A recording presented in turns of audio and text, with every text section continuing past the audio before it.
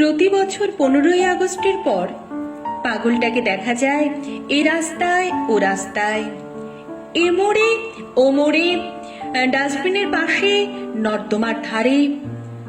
সকাল থেকে রাত পর্যন্ত চষে বেড়ায়, শহরের এ কানা থেকে সে কানা, কাঁধে বস্তা নিয়ে।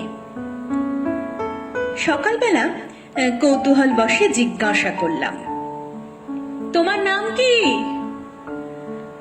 বলেছিল, ক্ষুদিরাম। দুপুরে দেখলাম পোস্ট অফিসের সামনে তিনি ডাস্টবিনে হাত ঢুকিয়ে কি সব খুঁজছেন। বললাম, কি খুঁজছো ক্ষুদিরাম? উত্তর দিল, আমি ক্ষুদিরাম নই, প্রফুল্ল চাকি।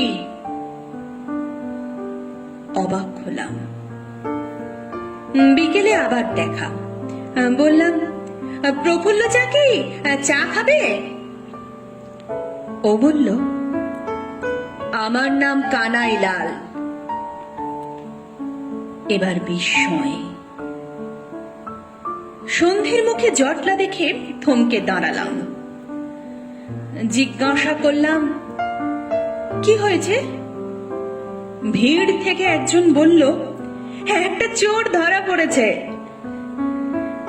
ভিড় ঠেলে এগিয়ে গিয়ে দেখলাম ল্যাম্পপোস্টে বাঁধা সকালের ক্ষুদিরাম, দুপুরের প্রফুল্ল চাকি, বিকেলের কানাই লাল, পাশে মাল বোঝাই বস্তা, যা ছিল সকালে খালি। একজন বলল, ওই বস্তায় আছে চুরি করা জিনিস।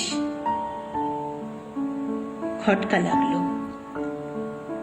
জিজ্ঞাসা করলাম, চুরি করেছ? ও নির্বিকার, কোনো উত্তর দিল না। আমি বস্তার মুখের বাঁধন খুলে মাটিতে ঢেলে দিলাম। বেরোলো ছেঁড়া, ফাটা, দুমড়ানো, মুচড়ানো প্লাস্টিকের ও কাগজের যত জাতীয় পতাকা।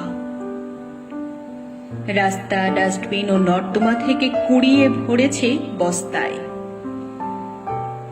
মুহূর্তে ভিড় হলো অদৃশ্য।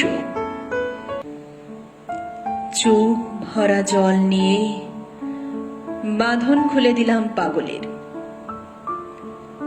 আমার মুখের দিকে তাকালো একবার, তারপর মৃদু সুরে বলল, যেন কেউ পা দিয়ে মারিয়ে না যায়। তাই পতাকাগুলো আবার বস্তায় ভরে চলে গেল দূর থেকে দূরে। আমি দাঁড়িয়ে রইলাম স্থানুর মতন, অপার বিস্ময় আর দেশময় যন্ত্রণা বুকে নিয়ে।